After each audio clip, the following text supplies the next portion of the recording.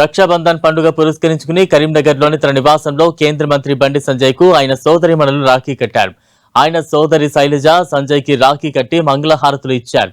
అనంతరం ఆయన సోదరి ఆశీర్వాదం తీసుకుని స్వీట్లు తినిపించారు. ఈ వేడుకలో కుటుంబ సభ్యులు, అభిమానులు పాల్గొని శుభాకాంక్షలు తెలిపారు.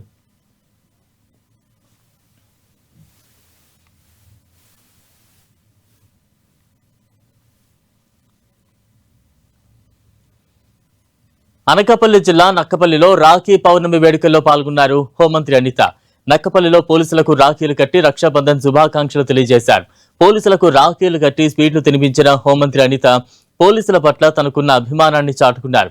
విధుల్లో ఉన్న పోలీసులు తమ కుటుంబాలకు దూరంగా ఉంటారన్న హోంమంత్రి అనిత అందుకే తాను పోలీసులకు రాఖీలు కట్టినట్లుగా తెలిపారు.